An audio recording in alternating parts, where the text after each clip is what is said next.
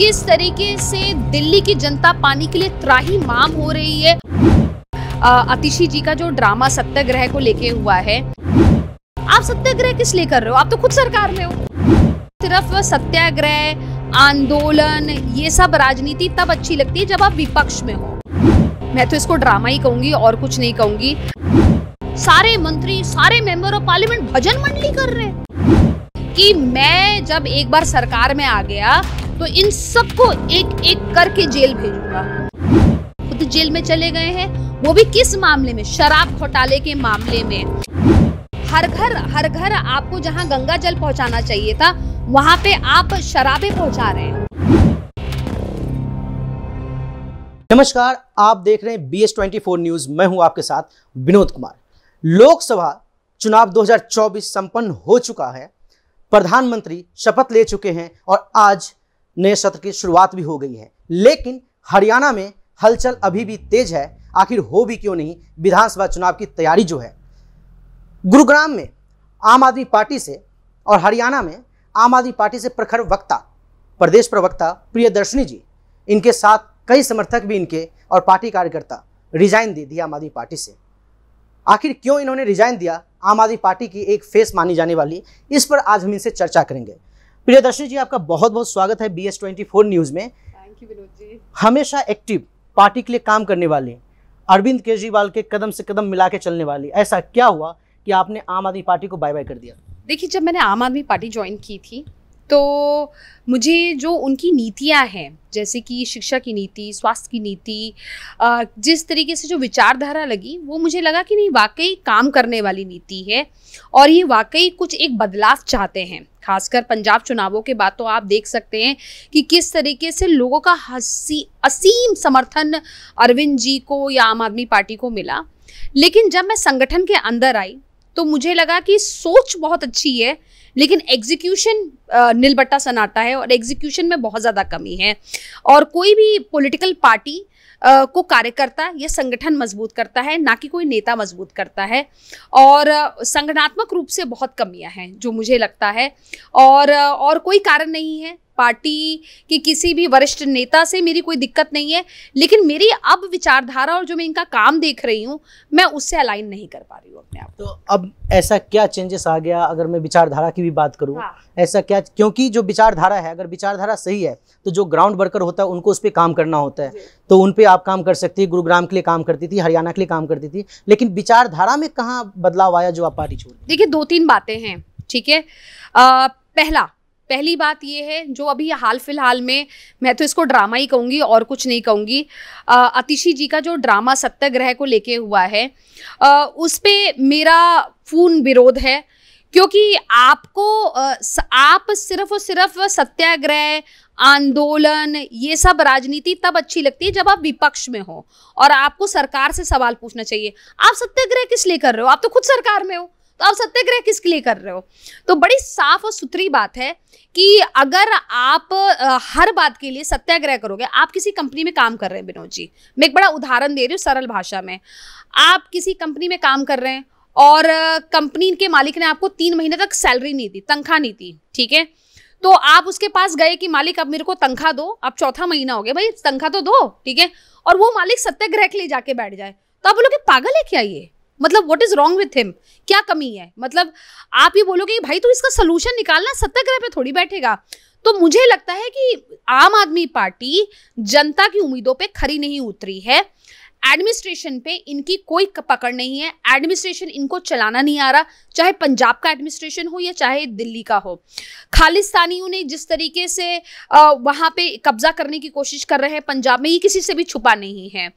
किस तरीके से दिल्ली की जनता पानी के लिए त्राहिमाम हो रही है और नेता, यानी कि वहाँ के मंत्री, सारे मेंबर ऑफ पार्लियामेंट भजन मंडली कर रहे हैं। मतलब कमाल है, ऐसे कैसे हो सकता है? दूसरी बात कि आप 2012 में जब आपको लोगों ने, जनता ने हजूम प्यार दिया, ठीक है, तब आप शीला दीक्षित को गालियां देके आए और आपने ये बात बोली थी कि मैं जब एक बार सरकार में आ गया तो इन सबको एक एक करके जेल भेजूंगा। उनको तो जेल भेजना दूर की बात है, आप एक तो खुद जेल में चले गए हैं, वो भी किस मामले में? शराब घोटाले के मामले में। कहाँ आप शिक्षा और स्वास्थ्य की बात करते थे, आप शराब घोटाले के मामले में अंदर चले गए हैं।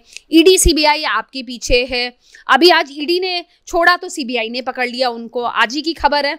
और उसके बाद आप ये देखिए कि आज उन्हीं के साथ इन्होंने गठबंधन कर लिया। ये गठबंधन नहीं था, ये ठगबंधन था।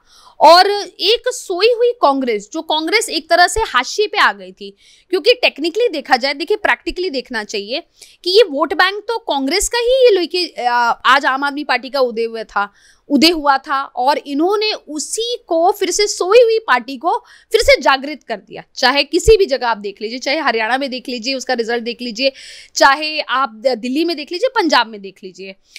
अब यहां से ये मुझे लगने लगा कि इनका जो संगठन है वो सिर्फ पेपरों में है।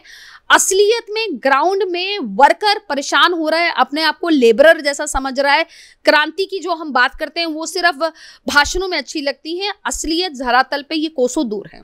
अगर आप बात करें कांग्रेस से गठबंधन की, तो जब इंडिया अलायंस में आम आदमी पार्टी गई, जब गुरुग्राम में आप मेहनत करे थे कांग्रेस के लिए, तो उस टाइम भी आप पार्टी छोड़ सकती थी, फिर इंतजार किस बात? देखिए, मैं पार्टी की ना एक ऐसी सिपाही हूँ जो मुझे लगता है कि मेरे को ऐसा लगता है कि आप किसी संगठन के साथ जुड़े हैं या पार्टी आपको कोई भी काम देती है। मेरे पार्टी में 2 बहुत महत्वपूर्ण पद थे प्रदेश लेवल के, प्रदेश स्पोक्सपर्सन, प्रदेश का यूथ उपाध्यक्ष, दोनों ही बड़े महत्वपूर्ण पद थे। मुझे संगठन ने जो काम दिया, जहां जहां का प्रभारी बनाया।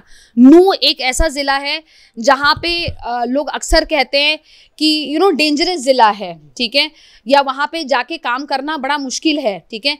मैं महिला होके वहां पे लोगों से मीटिंग की, लोगों से जुड़ाव किया, वहां पे भी पार्टी के लिए काम किया।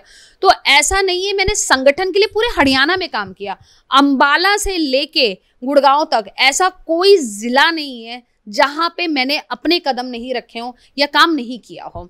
लेकिन प्रॉब्लम क्या आ रही थी कि मैं तो काम कर रही थी, लेकिन जब मैंने देखा कि मेरे संगठन सिर्फ कांग्रेस की बोली बोल रहा है, तो ये मुझे समझ नहीं आया, रास नहीं आया। हम आम आदमी पार्टी में, कांग्रेस में नहीं है। पहले आप कहते थे मनीष सिसोदिया, सत्येंद्र जैन और केजरीवाल जी को झूठा फंसाया जा रहा है, ईडी और सीबीआई बीजेपी की टीम है।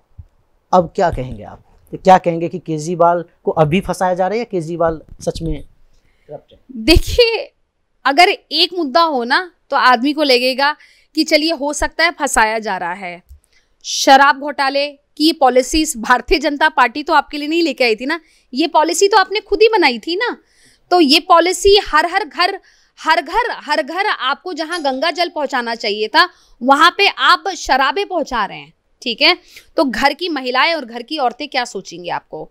और दूसरी बात कि ये जहाँ पे बात करते हैं कि सत्येंद्र जैन जी की बात कर रहे हैं, तो मनी लॉन्ड्री का भी एक मामला चल रहा है जो कि बहुत ही गंभीर मामला है, उसमें आज इनको अरेस्ट कर लिया गया है। दूसरा, खालिस्तानियों का मामला चल रहा है।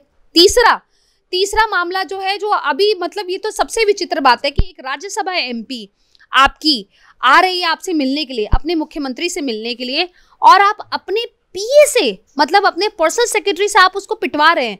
तो मतलब इसी से पता लग रहा है कि आपकी मंशा क्या है और आप कितनी महिला विरोधी ये सरकार है या ये पार्टी है। आम आदमी पार्टी में खास करके गुरुग्राम के और हरियाणा के कई नेताओं ने रिजाइन दिया है। कहा जा रहा है कि जो करण सिंह धनखड़ है, उनको पार्टी से निष्कासित करने के बाद काफी लोग रिजाइन दे रहे हैं। क्या आप भी इसी वजह से रिजाइन दे रही हैं? नहीं, धनखड़ साहब का अपना मुद्दा है, उस वजह से तो डेफिनेटली मैं रिजाइन नहीं दे रही हूँ। मेरे अपने मुद्दे हैं और मुझे नहीं मालूम धनखड़ साहब का क्या मुद्दा है एग्जैक्टली।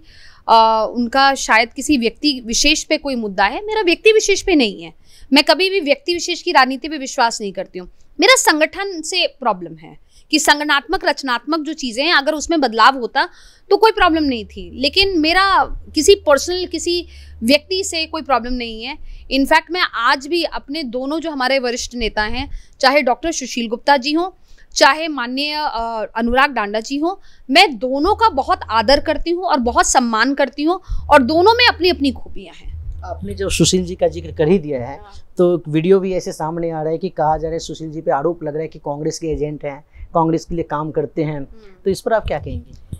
देखिए, मुझे नहीं मालूम कि कांग्रेस के सुशील गुप्ता जी एजेंट हैं या नहीं है, लेकिन मुझे इतना ज़रूर मालूम है कि इस अलायंस से, ये जो इंडिया गठबंधन अलायंस है, कांग्रेस को तो फ़ायदा हुआ है लेकिन हमें कोई फ़ायदा हुआ नहीं है। दूसरी बात कि अगर इसके बाद भी जो अलायंस अगर होगा, मान लीजिए अगर वो अलायंस करते हैं, वैसे तो कांग्रेस करेगी नहीं इनके साथ, ठीक है, क्योंकि इस लायक अभी है नहीं लेकिन मान लीजिए वो अलायंस अगर हो भी जाता है तो मैं आपको एक हकीकत बताती हूँ कि उस अलायंस में मान लीजिए हमें 3 या 4 सीटें मिलती हैं, तो एक तरफ तो ये क्लेम करते हैं कि हम 90 की 90 विधानसभाओं पे लड़ेंगे, अपने कार्यकर्ता उतारेंगे, और उसके बाद आप 3 से 4 सीटों पे लड़ोगे तो एक में तो गुप्ता जी लड़ेंगे, एक में टांडा जी लड़ेंगे, बाकी 2-3 जो अपने इनके खास लोग हैं उनको मिल जाएंगे। तो बाकी जो कार्यकर्ता, जो 80 कार्यकर्ता या 85 कार्यकर्ता हैं, वो क्या करेंगे? वो क्या करेंगे? बिल्कुल, तो गठबंधन से आम आदमी पार्टी को हरियाणा में नुकसान हुआ है और आगे भी अगर गठबंधन रहा तो नुकसान होने की संभावना है। जी बिल्कुल, तो अभी आपने आम आदमी पार्टी से रिजाइन दे दिया, अगला कदम क्या है? अगला कदम देखिए अभी तो निर्धारित नहीं किया है, जल्द ही आप लोगों को पता लग जाएगा कि मेरा अगला कदम क्या होगा। लेकिन जो भी होगा संगठन के साथ मिलके काम करेंगे, जहां भी रहेंगे। मेहनती लोग हैं हम लोग, मेहनत करना जानते हैं और मेहनत से आगे बढ़ेंगे। मैंने जब मीडिया में भी 10 वर्ष तक काम किया तब भी एक चीज़ मुझे मालूम थी कि मेहनत से इंसान कुछ भी हासिल कर सकता है। जहाँ पे भी जाएंगे खेती उगा के आएंगे। बिल्कुल, अभी मीडिया में और राजनीतिक गलियारों में चर्चा है, आम आदमी पार्टी के भी कुछ नेता कहते हैं कि प्रियदर्शनी जी बीजेपी में जाने वाली है, तो क्या प्रियदर्शनी जी बीजेपी में जाएंगे? सब अपना आकलन कर रहे हैं, सब अपने अज्यूम कर रहे हैं कि इधर जाने वाली है, इधर जाने वाली है। जब से मैंने एक रेजिग्नेशन दिया है मैं और मेरी कुछ वीडियोस और मेरा रेजिग्नेशन जब से आया है तब से आकलन लोगों ने लगाना शुरू कर दिया कि नहीं इधर जाएगी, इधर नहीं इधर जाएगी। लेकिन मैं सच बताऊं, ऑनेस्टली बताऊं, मैं कोई भी काम अपने कार्यकर्ताओं से बिना पूछे नहीं करूंगी।